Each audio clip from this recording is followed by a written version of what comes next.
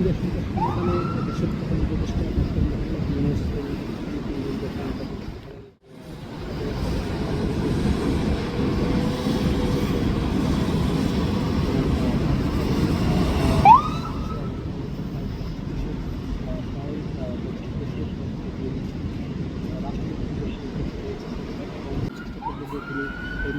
চলে এসেছেন যে রোহিঙ্গা সংকট সমাধানে আন্তর্জাতিক ব্যক্তি সম্মেলনের দ্বিতীয় দিনে তিনি কিন্তু যোগ দিচ্ছেন। আমরা লক্ষ্য করছি তার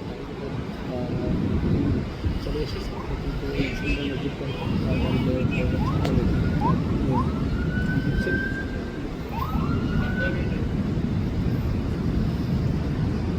রোহিঙ্গা সংকট সমাধানে দেশের প্রধান উপদেষ্টা ডক্টর মোহাম্মদ ইউনূস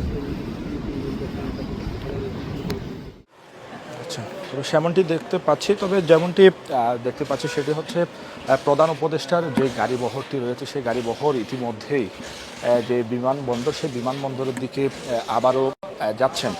সেটি মূলত দেখতে পাচ্ছি যেমনটি রোহিঙ্গা সংকট সমাধানের পথ খুঁজতে 3 দিনের আন্তর্জাতিক সম্মেলনে অংশ নিতে কক্সবাজার এসেছিলেন অন্তর্বর্তী সরকারের প্রধান উপদেষ্টা প্রফেসর ডক্টর মোহাম্মদ ইউনূস। আজকে মূলত সকাল 10টার দিকে তিনি কক্সবাজার আন্তর্জাতিক বিমানবন্দরে এসেছিলেন এবং বেলা 11টার দিকে তিনি সম্মেলনে বক্তব্য দিয়েছেন। এমনও মূলত আমরা দেখেছি। এর আগে মূলত রোববার 24 আগস্ট উখিয়ার ইনানি হোটেল বেওয়াচে শুরু হয়েছে takeaway to the high level conference on the যে প্রধান সড়ক